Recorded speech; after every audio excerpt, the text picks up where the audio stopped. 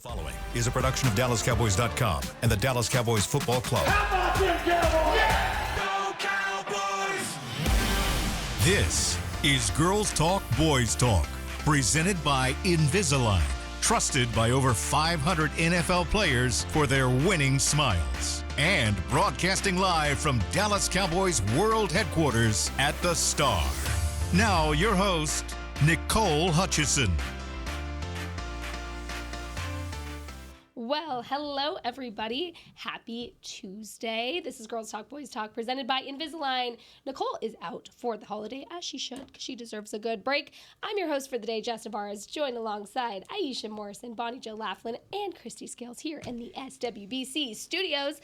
Ladies, y'all are going to be doing most of the yapping. I apparently yap too much this year, so the voice is going a little out, if you will. Happy New Year, y'all. Yes, Happy New Year. We will get into all that fun stuff. But I did want to kick off the show because just about an hour ago, the news did break. The Dallas Cowboys officially releasing running back Ezekiel Elliott. And this was per his request, as per multiple reports. And the Cowboys honored it. He's now subject to waivers. And he hopes to land in a playoff team that's still in contention. So, ladies, I wanted to open up the floor because it's interesting. On this podcast, we've had to do a goodbye to Zeke before. How different does this time feel seeing his release happen and, happen before the season is really officially over? It's a sad, ignominious end to his career with the Cowboys. And the ignominious. Oh, you get a bonus if you use five syllables. That's a big word for Elmo over here. Now, here's the thing, just from an overall perspective, because I know that not everybody was covering the team in 2016 when it was his rookie season and Dak, you youngsters. But the excitement, the enthusiasm. Oh, I remember. The energy, the feed me, the jumping into the Salvation Army kettle, the way the fans, even this year, even when he was not the man that he was when he first came through, not the face of the franchise, along with Dak, that he was early in his career, the fans still, loved him. And he always played to the fans. And I think it makes sense that the team would go ahead and release him and honor that request because it opens up a roster spot for this weekend. Mm-hmm. So you can bring up one of the young guys and have a chance to see them play. And then, get a chance for Deuce Vaughn, who's already on the roster but has been inactive most of the year. It may not be Malik Davis that gets called up from the practice squad. It may be a player at a different position. But, he's getting his money anyway. It's not like you're saving any money.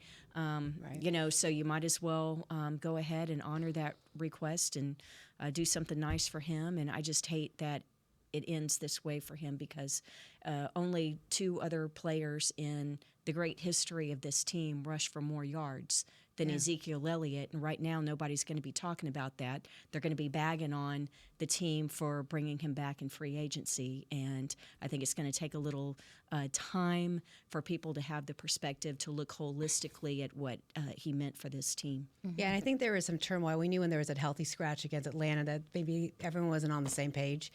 So I think there's that. What you said, the fans loved him. I mean, even when we would go into the locker room, the media was always waiting by Zeke's locker room, right? We all know that. So there's something still that he still carried some of that excellence, like in the way that people wanted to speak of him on and off the field. I know him personally. He helps my charity a lot, and so it's sad, but I think at the end of the day, I think it's best for both parties. I think everyone's kind of happy with what's going on, and I hope the best for him, and hopefully he does get picked up by a playoff team and maybe a new environment and things go better. Yeah, he did grow up a lot. In the time from when he first came here. Yeah, running back is. I just look at it as the reality of the position. And what the position does. And he's only 29, but crazy, right? Yeah, and just how hard it is, to play and have longevity in this league. And not saying like for him to be here and still on a roster and still playing and still a part of a team, I just feel like, I don't know, the running back position and the changes that have happened in the last 2-3 years, the expectations for them, it's just, for me, it's a little disheartening because I'm just like, the reality of what the position calls for, how physical it is, and how unforgiving it is as you get older in your career. Every team wants to get younger at running back. And so just kind of seeing the reality of that take place again, like Jess said, we're saying goodbye to him again. it just kind of sucks. But I hope that I wish him well. Yeah. In whatever he does. Right. In general, whatever comes for him, because regardless, it's going to be a transition, and I think that we have to be considerate of that when players are in the latter part of their career. So, I just want to be respectful. I think it was interesting because Schottenheimer talked yesterday about how well Zeke has handled, kind of giving up that starting spot and watching Rico be what he called the bell cow of this team. And he said, you get older, you realize that being a good teammate matters and being a good mentor is important. So I'm really glad that Zeke got to experience kind of both sides of that in his career in Dallas, which was, you were the bell cow at one point, but now you can pass on that knowledge and expertise to the young ones, the new ones, the Rico Dowdles, the Malik Davises, and so it was special to see him grow up. And Christy, to your point, we weren't here covering it, but as a fan watching him in 2016 was exciting. So fun. Yeah. Oh, yeah. Oh, it was so fun. But to Aisha's point, wish him the best because it is a hard transition. I think it's a transition with players that isn't talked about enough. Especially the running back position, like Aisha said. Yeah, and it's physical, it's rough. You know how the wear and tear on the body goes in the running back position. So really wishing Zeke well going forward. And I would just say one thing. His 3 rushing touchdowns this year, that's 3 times more than any other player on the team. There are only 5 this year, okay? Rico has 1, Dak has 1, and Zeke has 3. So that's how slim it's been in terms of rushing touchdowns for the Cowboys this year. That's not good, actually, when you bring that up. Yeah. So we wish Zeke well. We'll kind of see what happens Jerry, in the next few weeks. Yeah, Jerry put out what Jerry some said. words. He did. He did. You are so right, Christy. Oh, my goodness. Sorry, I was pulling that up as you were buying me time. Thank you. Okay, so Cowboys PR actually tweeted a statement from owner, president, and general manager Jerry Jones regarding the team's release of Ezekiel Elliott today. Quote, out of respect and appreciation for Zeke and wanting to provide him with an opportunity to pursue any potential playoff participation possible, say that 10 times fast, we are releasing him from the Cowboys roster today. As I have said many times previously, Zeke's impact as one of the greatest to ever play with the star on their helmet will never change and is etched in our record books and history forever. We thank him, love him, and wish him the absolute best. 8,488 rushing yards. I mean, that's amazing. In 8 seasons with the Cowboys. Now, of course, he had more than that, his year with the Patriots. But only Emmitt Smith and Tony Dorsett, who both, by the way, are in the Hall of Fame, have more rushing yards than Zeke Elliott. And they played a lot more years for the Cowboys. And not to mention, I don't think we mentioned this, the locker room effect that he has with his teammates. Like, he's so infectious. And Zeke is just such a fun guy that guys like to be around. There's those people that you know in your lives that just attract like a magnet to people, and that is Zeke, and that's Zeke with people that he meets, fans. He's got a big character. He's hilarious. He was nice to us in the media. He talked to us a lot in locker rooms. So yeah, again, gonna wish Zeke well going forward. I just wish he got a ring because you mentioned Dorsett well, and Smith. That would have been nice. Yeah, but now if someone does pick him up, he'll have a chance. That's true. I mean, I will say also too, just lastly to cap off the conversation, Zeke played a big role in Dak's development as well. Absolutely. And I don't want that to get looked over, is that Zeke being who he was and that offensive line also allowed Dak Prescott the time to come in, start. He took a lot of pressure off of Dak Prescott. I mean, Dak Prescott, I think in his first 3 years was one of the top quarterbacks on play action. There's a reason for that. And it's Ezekiel Elliott. And I think that's another reason why they are friends and they are close how they are, because I think Dak acknowledges the weight that Zeke carried in his career, early in his career, to get him to that point to where he could become, that passer that we now see. He had to, have a good running game to pair it with. We were just talking about a run game works. That's crazy. Yeah. We were talking about that yesterday with What a Saquon concept. Barkley and what it means for the Philadelphia offense. Yeah. And so He what was that. Saquon did and what he's doing and the way that they are able to use that run game and rely on it, that's how it was 2016, 2017. 18, 19 even, Yeah. All right. Well, to that point, Christy, Bonnie, you were not here yesterday Yes. to get your feelings out and vent about the loss to the Eagles. How did you feel that game went? Did it kind of disappoint your It bothered me a lot. expectations? It bothered me because we had, I thought, a pretty good December, and seeing how well we were doing, and maybe playing for pride or whatever it may be before we were eliminated from the playoffs. And just to see kind of them get dominated by the Eagles in all facets of the game. The turnovers, don't even get into that. The minute the pick six happened, I was like, oh, okay, here we go. Mm-hmm. And I love you, Micah, but no, it was, how Micah said it wasn't really that bad. No, it was pretty bad. I think I also noticed how much we desperately need depth at the wide receiver position, that when CD's not in the lineup, it's a cause of concern. Oh, yeah. The secondary looked bad. I mean, the positive, I guess, Rico, besides that fumble, he had a pretty good day, if you want to mark a positive. But all in all, it was, for me, is disappointing. And to see not just a backup, a third-string quarterback, dominate was upsetting, because I thought we would played a little better. Yeah, absolutely. And I think you probably already said all this yesterday. No, it's important to talk about because at the end of the day, like, you have one game left in the season. You were playing for pride, and ultimately, what we've been hearing is potentially that could determine the fate of these one-year contracts that are all on the board right now. Come Sunday night, there's a laundry list of free agents, not just on the players' roster, but the coaching staff as well. So, very great points there. I did want to ask you guys on the terms of talking about one-year contracts and potentially, that being the last time you see some of these players play and getting there. The conversation came up this morning on The Fan about different kind of coaches, not just Mike McCarthy being on one-year contracts. One of which I thought was an interesting point that we haven't been talking about enough, is Will McClay, who is instrumental in getting a lot of the draft picks. And the Jets are interested in him as a GM. He's on the short list. I mean, a lot of people would be foolish to look over Will McClay and getting a higher position. But we actually have that soundbite. Jazzy, if you wouldn't mind hitting that for us so we can listen to it, and then we'll discuss. Jerry, you've talked a lot about, the decisions that you have to make and that you're evaluating with your coaching staff and with players, too, that are pending free agents. We haven't talked a lot about personnel potentially. Will McClay mentioned in January that he was entering the final year of his deal as well. Are you evaluating Will McClay's future with the organization at all as part of your outlook? We have, in all of our organization, we have people's agreements, if you will, their contracts. We have them come up. I prefer much shorter contracts than probably the people involved would like to have.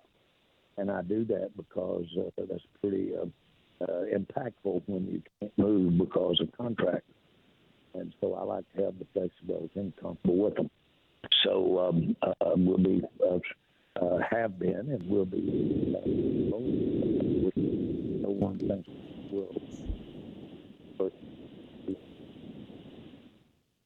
draft in terms of organizing. What a lot of people don't realize is Will's main job is organizing the scouts that we have out. Jerry, we're losing you a little bit. Step to your right. Is that a Bluetooth? Okay, guys. There we go. But I'm actually okay. There you go. But so we'll just see how that works too. That last sentence was what we needed. Man, Jerry kind of sounds like my voice today. So we're one and the same. I sure do wish I could have heard what he was saying. Yeah, when it was muffled. Like he was in a rocket ship. Aisha, I really I wanted to hear your thoughts on this because actually I noticed this because you tweeted it and I was like, ooh, my girl has some thoughts about this. Will McClay, the impact he's had on this organization, how detrimental is it to get him back on another contract for this team? I mean, so I was trying to get a glance. Well, it's important, clearly. But I was trying to get a beat on what Jerry was saying about the contract thing. Because how long is the contract that Will McClay is on? He's through the draft. He's through the coming draft. And I'm tracking that. How many years is the contract, though? His contract? That I think it's up after this draft. Yeah. This coming draft. I'm tracking that part. How long previous? What is the? What was it previously? I'm not sure. So he got promoted in 2017 to vice president to player personnel. Before that, he was a director for scouting. And so this is his 23rd season with the Cowboys. He started off as his defensive coordinator for the Dallas Desperados. Oh, I remember. I mean, he worked his way up. And when I say Dallas Desperados, that's the Arena League football team that the Cowboys owned and operated. And so he would scout for the Cowboys part of the year, and then he coached for the Desperados, and then eventually after the AFL went away. But anyway, he has been instrumental. He's the decider in the draft room with Jerry, helps Jerry's the decider. Yes, no, I know, but yes, he kind of helps him with the decision. Well, honestly, that that you just did, Christy, might be why he. I think obviously Will McClay wants to be here, but after 23 years, I know that he knows he is capable of being a GM. Yeah, I think so too. And for that exact reason of when he is a intricate part, and I think it is different with Will McClay because, and to answer your question, it's different than many other teams because you are a team that does not attack free agency like that, and you depend on the draft to be good. I think that I believe that it probably does add a different level of heightened attention to the scouting because that's how your team, just how your ownership likes to improve. So for me, I'm like, I would love for Will McClay to be here. There's no doubt that we know what he's been able to do while he's here in team build, but also too, just like Dan Quinn, stuff runs its course, and he might call his shot. I'm sure people are interested in him as a GM. Oh, yeah, the Jets are for sure. He has stayed here because I know he enjoys being here. They built something here. He's and built connection here. His son's older now, though. His son was still older, but the loyalty when he last re-upped. That's my thing. Is like some people, he's here. He likes being here and everything. But for me, I'm like, at some point in time, he is going to decide. He's going to decide that is something that he wants to take on, and I know he thinks he's capable. So that's the thing that we have to consider. I want him to stay here, but when is it going to be ready? Like if he feels ready, we have to accept that, and we're going to have to do 23 seasons. That's a long time. And those of us who've known him since the Desperado days, I mean, you want nothing more than for him to be successful and elevate. To be successful, absolutely. You know him. What do you think? Do you think he'll? I think it's going to be awfully tempting, but the Jets. I know. No, he likes being here. Exactly. Depends on the organization. Yeah, it really depends. It would have to be just such a great situation. And I know that it's different here when you have the owner who's the general manager. It's not the same structure as the 31 other NFL teams. It is unique. But let me say, no, it's unique. And the thing is, hey, you look at ownership around the league, and it's like, oh, I don't know about that. Yeah, I don't know about that. I don't know about that. Especially Woody over at the Jets. Yeah. Well, Lord have mercy, Bonnie from Shots the top fired. rope. Yeah. Go ahead, Christine. No, I just hope it's the right situation. Well, if he does go, yes, if he goes. And my question to you guys is, with 23 years of experience with the same team, how do you replicate the success he's had with the draft selections? Is it even possible? And how long, do you guys think if they get somebody else, if they have to, because say he takes another opportunity, would it take to build up what Will has been able to do for this team? Well, here's the thing. You don't even know if you're going to have and Jerry hasn't said. The coach. But the coaching situation. You don't even know if you're going to have a new coaching staff. Right. So that would be a really big change. If you're changing all the coaching staff, and when a staff comes in, there's a certain type of player that they want. What Dan Quinn wanted with his personnel is different than what is with Zim. Yeah, so you draft. And the other thing is, Mike McCarthy has said that here with the Cowboys, he's had the most input he's ever had in his NFL career in terms of the draft process, in terms of talking to the scouts about what he wants, and there are a lot of places where it's mutually exclusive. Right. And so, it's just, there are so many moving parts going into this offseason. I cannot remember a time like this in Cowboys history because, we've had coaching changes. I've been here since Jimmy was here. Yeah. So we've had a lot of coaching changes since then, but you always had Jerry and Steven, or you had Will through a lot of it.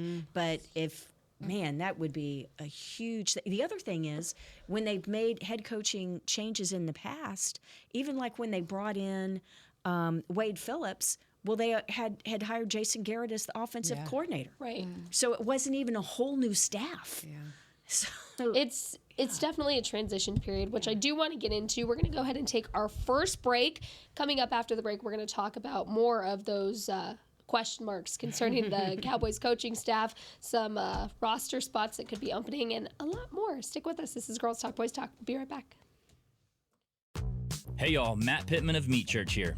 With football season kicking off, I'm already gearing up to bring the smoker back to AT&T Stadium for some epic tailgates. But with that Texas heat, it's crucial to keep my beer hand cramping cold. That's where Yeti's insulated Colster can cooler comes in clutch. This year, you can even get them with the iconic star engraved on the side. Licensed Yeti Cowboys gear is now available at Stadium Pro Shops, concessions, and on Yeti.com. Check it out today. Yeti, official cooler and drinkware of the Dallas Cowboys. Discover Aiden, the official luggage partner of the Dallas Cowboys and Dallas Cowboys cheerleaders. Known for top-tier engineering and craftsmanship, Aiden offers more than just bags. Originating from Australia and designed in New York, it merges fashion, design, and culture. Used by Dallas Cowboys players, staff, and the entire organization, Aiden provides style and functionality for all travelers. Visit AidenTheBrand.com and use code AidenXCowboys for 25% off your purchase. Travel like your favorite stars with Aiden. When you're on the field, you know what it takes to lead your team and play with confidence. But that confidence shouldn't just stop at game time. It should follow you off the field, too. Join over 500 NFL players who trust Invisalign, the #1 doctor-recommended clear aligner brand. Ready to take the first step towards a smile you'll love? Visit Invisalign.com/NFL and find a doctor near you today. Transform your smile and take your confidence to the next level, both on the field and off. Cowboys fans, when it comes to navigating the ever-changing world of tax, your business needs a partner it can trust to tackle even your biggest tax challenges. Ryan is the largest firm in the world dedicated exclusively to business taxes. Our team of tax professionals has local expertise in all areas of tax and can help you uncover savings opportunities you didn't know you had. Learn more about how Ryan can improve your overall corporate tax performance by visiting Ryan.com. Ryan, the official tax partner of the Dallas Cowboys.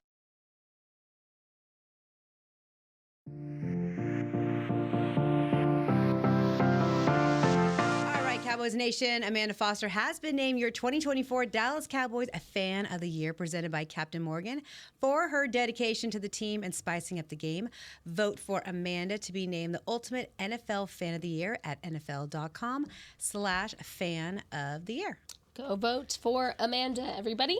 Welcome back to Girls Talk, Boys Talk, presented by Invisalign. Ladies, we put a little pin in the conversation kind of regarding the coaching staff, and yesterday was the final coordinators, press conference for the year, where they talked to media. And of course, the 1-year deals, all the questions started to come up. So just kind of wanted to recap on that because, to your point, Christy, of all the moving parts, it's not just Will McClay, it's not just Mike McCarthy. You have Mike Zimmer, you have Brian Schottenheimer, you have John Fossil even. I mean, there's just so many different things that could happen among your coordinators, your coaches, even your front office staff. But more than that, you have your position coaches that kind of are in the mix too. There's just a lot going on at the moment. So what are some takeaways that you got concerning those conversations from what the coordinators and what Mike McCarthy said yesterday? Well, there are 27 assistant coaches on this team if you include strength and conditioning staff. So that's a lot of families that could face relocation if Jerry Jones decides to go a different direction and if whoever comes in decides to replace a lot of people. But I think that it's an interesting approach this weekend because do you play the young guys? You know, it's like, oh, play Trey Lance and all that kind of stuff. But then these coaches, they also need to win, don't they? Aren't they coaching to win? They're Are you still trying to win, coaching to yeah. win the game, or is this like preseason where we want to see some guys and what they may have for next year?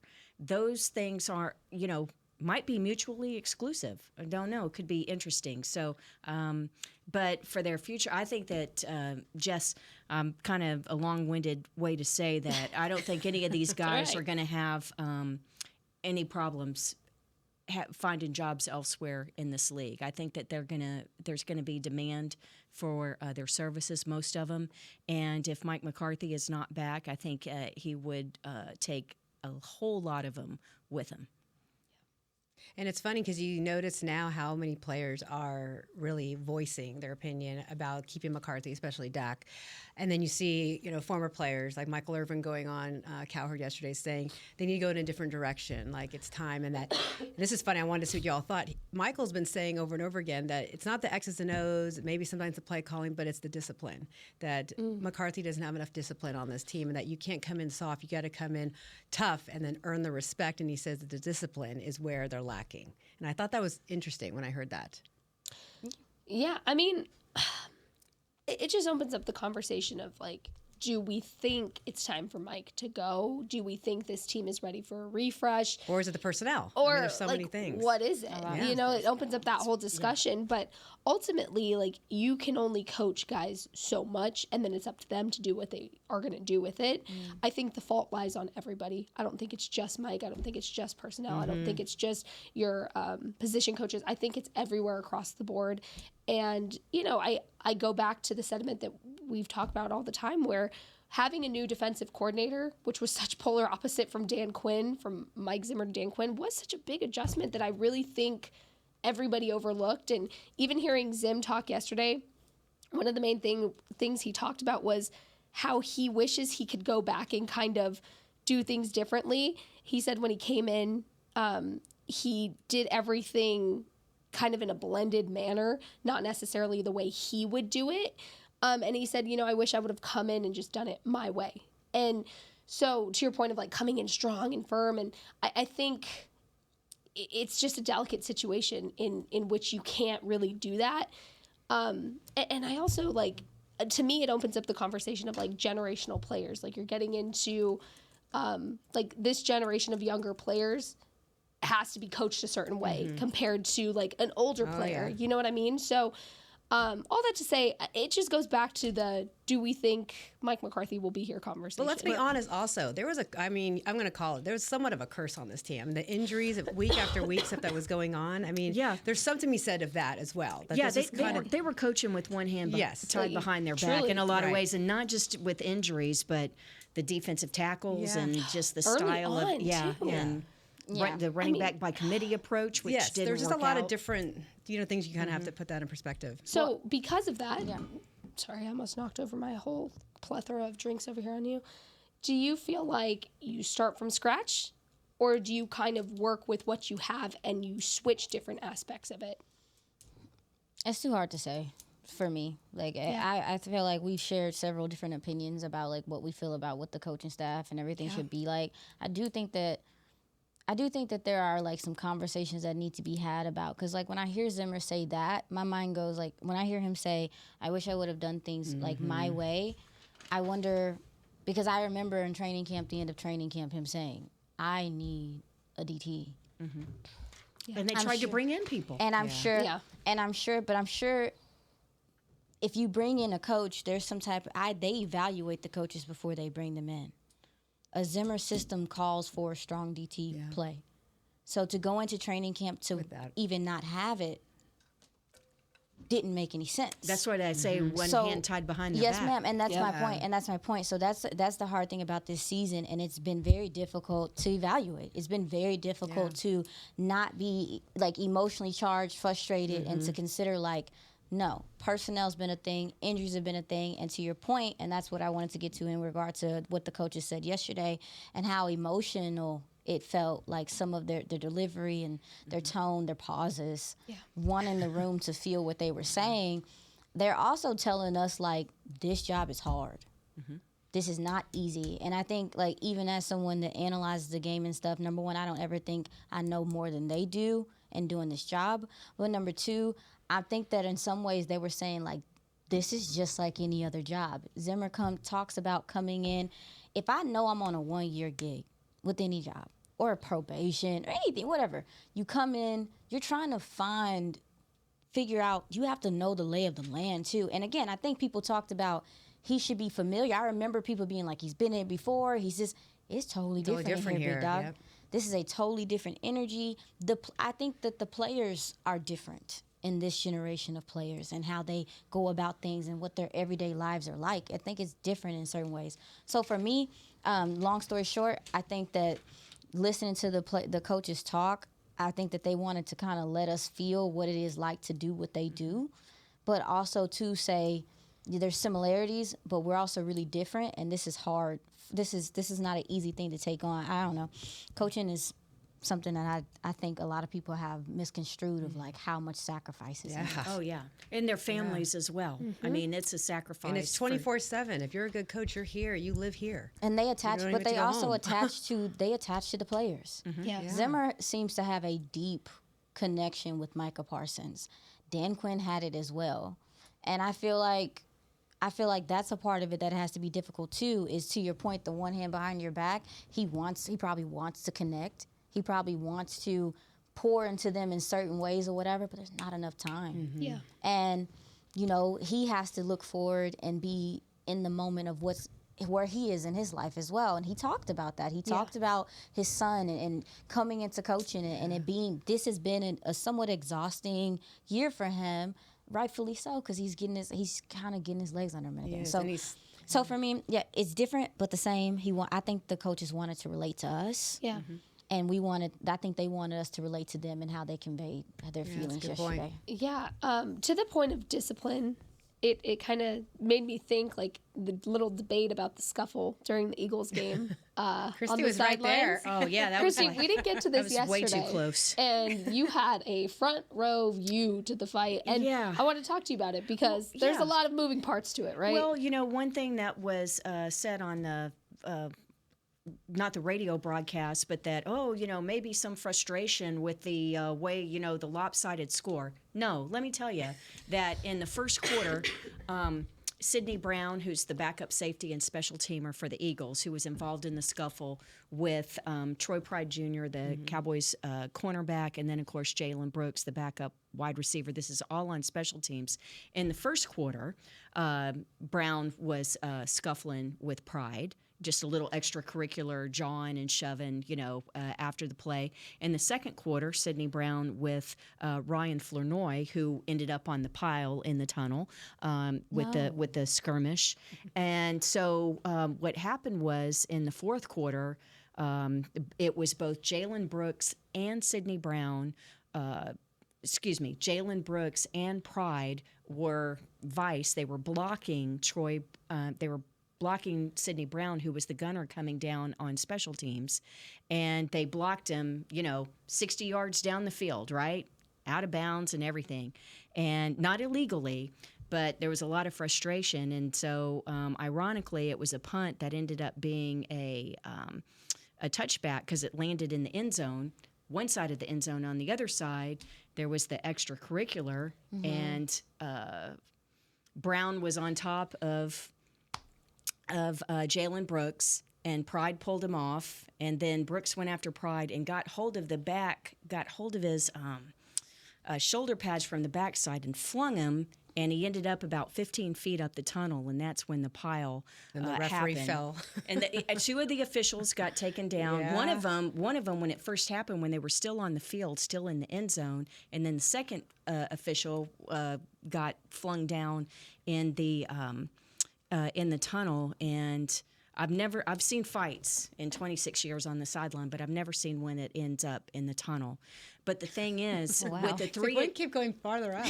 but there are repercussions though with this, right? Oh, yes. Because in the NFL, there's a fine schedule that goes for across the league, and if you are ejected from the game, the maximum fine is up to $42,000. So they'll probably, by the time that Jalen, team or player? Per player. Per player. No, not for the team, per player. So Troy Pride Jr., who had just gotten elevated from the practice squad the day before. That's a lot of money and then for him. Jalen Brooks, whose $915,000 base salary divided by 18 weeks, which is 17 games plus the bye week, it's about $52,000 a week. And if you get fined the maximum of $42,000, Pretty much played for free. Yeah. pretty much. Dang. Not worth So, it. yeah. Well. So they're now it's not like soccer where if you get you get ejected that you have to sit out the next game. So we don't have to worry about Pride and Brooks missing the next game, but it is going to have a big effect on their wallets. Now that you mentioned that, now I'm curious to see what they end up doing. Well, CJ Gardner Johnson for the Eagles, who had been ejected the previous week, and he had already had some unsportsmanlike fines throughout the year. He got to play against the Cowboys, even though all these infractions all happened the previous week. So he played against the Cowboys. He's the one that returned the interception for the touchdown. His fine for the week before was actually even higher because of previous misdeeds. So he got fined $46,000. Yeah, as someone that watched Sidney Brown's tape, that's on brand. Oof. He's chippy. He's chippy. It was a chippy game the whole game. From the start. And when I say chippy, like I don't always look at chippiness as bad. But yeah, he's really chirpy, very much so in your face. Like that's how he is. That was my question to you guys is, do you agree with, I mean, obviously the fighting and all of that escalated, but do you agree with, the kind of sentiment of, I saw this discourse on Twitter, so I thought it'd be fun to bring it here of, hey, on one hand, you have players fighting. I don't agree with that at all. Or they're sticking up for each other. There's some, conversations around culture issues, but if these guys are standing up for each other, is that really a bad thing? Where do you kind of fall on that spectrum? He's been doing the most all day. Yeah. He's been doing the most all day. Listen, like, I know we watch football for entertainment. This ain't no pretty sport. Yeah, no. It ain't. Like, they going to war out there. So if you being chippy, you pushing my dude out of bounds and doing all this extra stuff, yes, like if the officials haven't stepped in, because like you said, Christy, like depending on the officials will let them play. So I'm sure the officials might be going back and looking at like, could we have de-escalated this? Exactly. Is there something we could have done better to not have this go on? And that's why it's so funny because that's why the line is so hard to be drawn about what's physical, because there's times we'll watch a game and we're like, oh dang, they letting them play today. You can hear it. And then you watch it the next week, and then you watch it the next week, and it's like, what's going on right now? Right. You can't like that's why there needs to be balance. So to me, I'm fine with it. So am I. Number one, and like I said, because Sydney's nickname for me during the draft season was Swiper. I called him Swiper because you will never see him coming. Mm-hmm. He is very and he pays attention to you. Like I talked to him at the combine. He pays attention to people's body movements, their temperament, everything. It's strategic for him in some ways. He's trying to get in their heads. He's trying to measure them up. And I say yes. And when you're the gunner, the gunner is when you're punting and you're running down trying to tackle Kavonte Turpin, and you're out wide, kind of like a wide receiver. You're way out near the sideline. And when they put two people on you to block you, I mean, that's a sign of respect, right? Yeah. But it's called a vice when they're trying to keep you from coming down.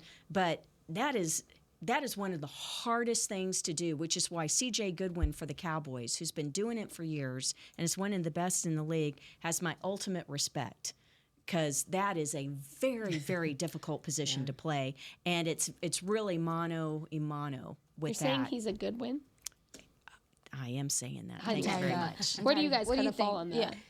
Yo, you got to stick up. Yeah, of course, absolutely. You have to. And it also shows passion that you're getting into the game and you're protecting, especially also take away from special teams. But like when you see your lineman protecting your quarterback, and I love that. You like seeing that. What about you? You know what it tells me is, with all the outside yapping about a culture problem in that locker room, this team was playing for nothing.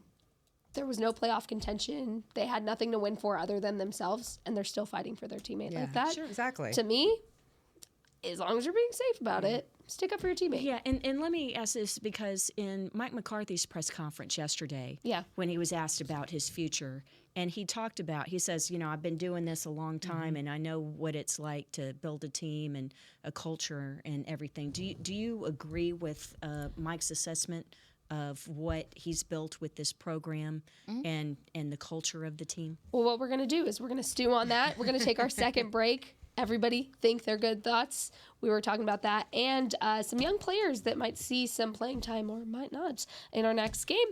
This is Girls Talk, Boys Talk. We'll be right back. Stick with us. When you're on the field, you know what it takes to lead your team and play with confidence. But that confidence shouldn't just stop at game time. It should follow you off the field, too.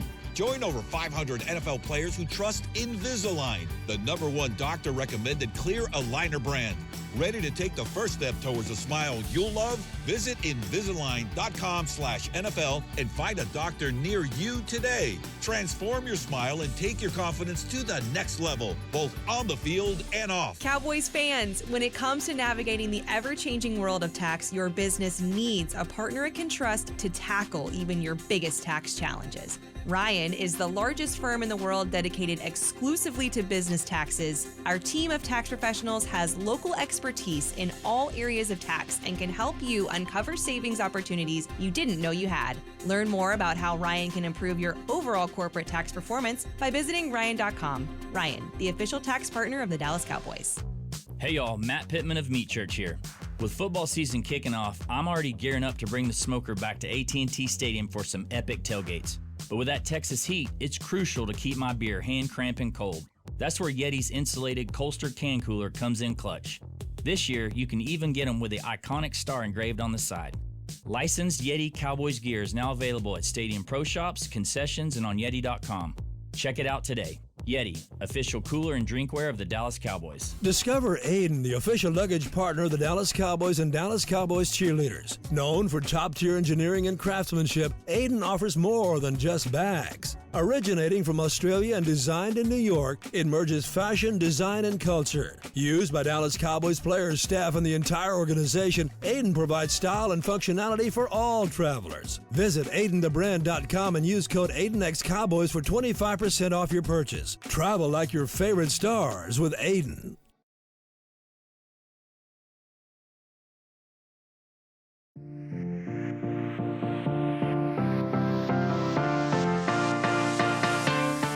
I love this award. The Walter Payton Man of the Year Award, presented by Nationwide, recognizes players who do so much both on the field and in the community.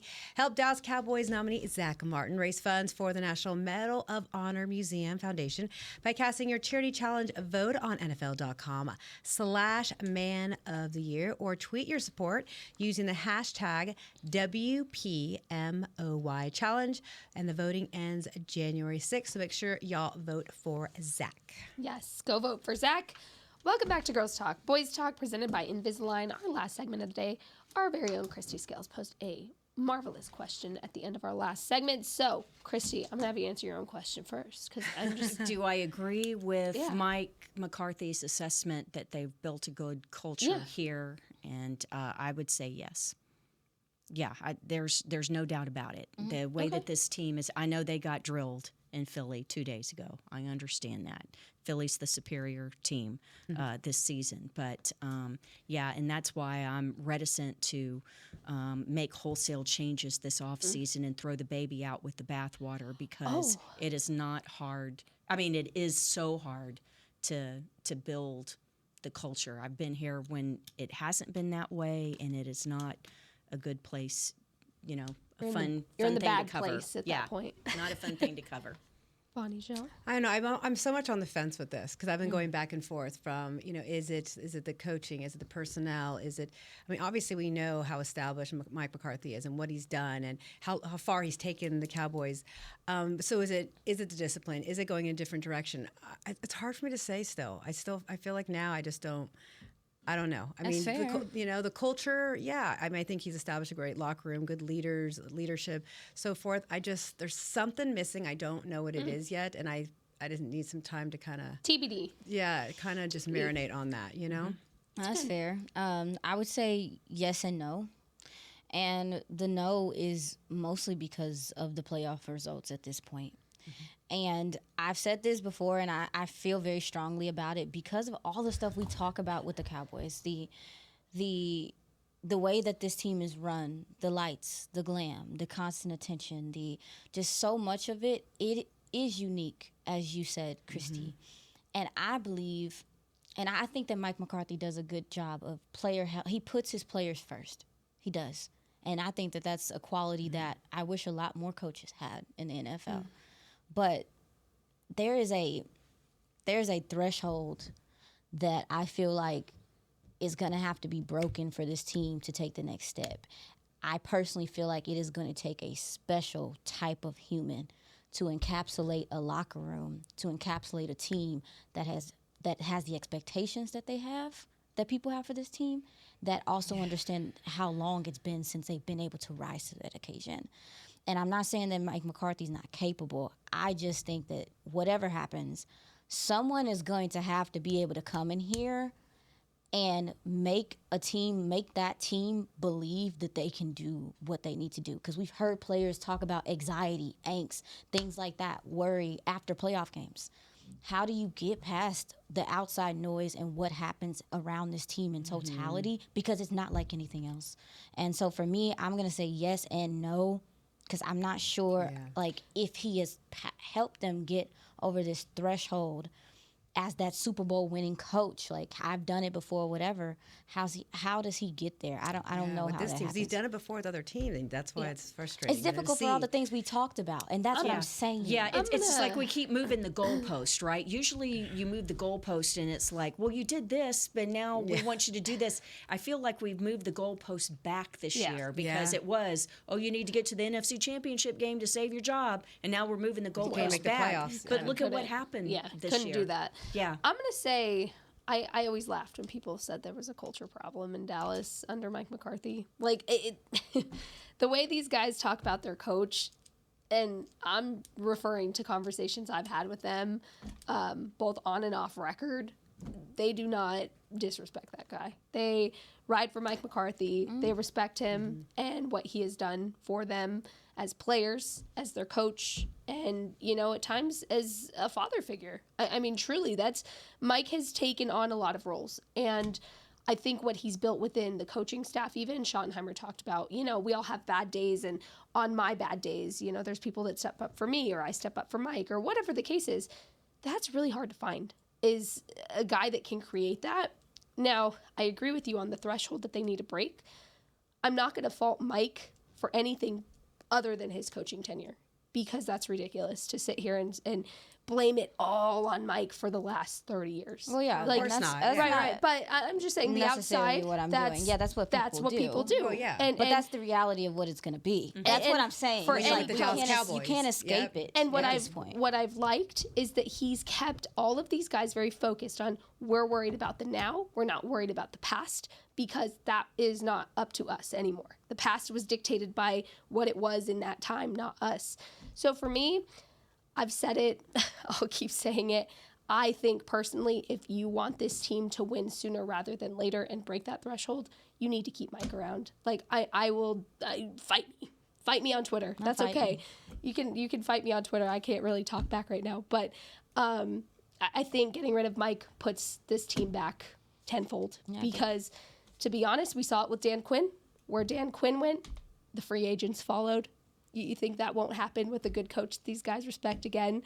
I'm all for keeping Mike, seeing what happens on a non-ridiculously amount of injured player year, and base it off of that. Because really, what he was able to do this season, what they were all able to do this season with the limited amount of, older and experienced players they had, was truly special. Like, yes, the Eagles' loss felt like a stab to the heart, but what other team could go out with a 4 or 5 game winning streak, like, without a good realm of coaching? And starting quarterback. I mean, you lose your starting quarterback. You lost Dak. You lost Tank. You lost Zach Martin. You lost Micah for a bit. DeMarvion Overshone. You lost Micah for a little bit. Like, what other coach could sit there and be like, okay, keep it focused.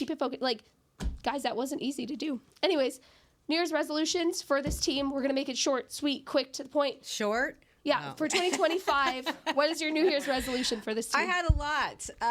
Well, one was at least get in the playoffs in the NFC Championship game. That's like a given, right? Obviously, the big dance and win it all. Okay. If we keep Mike McCarthy, I'd like to have offensive coordinator that calling the plays. I'd like to have depth We always, when there's injuries, depth, I know that's contracts and, there's so many things, you have to look at with the luxury tax and all that stuff. But, there's so many things that the depth, you notice when there's injuries, that's like such a big thing. And then we don't really have big free agency, but that would be nice to finally do that this year. Oh, mine would be self-reflection. No. Selfishly, I won in 2025 an international game. Oh. Ooh. Yes. But were these It's New Year's been a long these are time. New Year's resolutions about the Cowboys, right? Yes. Okay. Yeah. I want the Cowboys to have an international game. Brazil. Yeah. There you go. Germany. Somewhere. If they Christy's go to like, Australia, maybe. get me a that's plane ticket, maybe, babes. London. My New Year's resolution is when the Cowboys play the Chiefs at home next season, that it's a good game. Because I just saw the schedule release. Just Do kidding. I not know what a resolution is? My Swifties understand that. My for real resolution is that looking at the injuries that Dak is coming back from, I hope he's able to get back on his feet, come back and be a better quarterback because of it, and not have any setbacks in his rehab.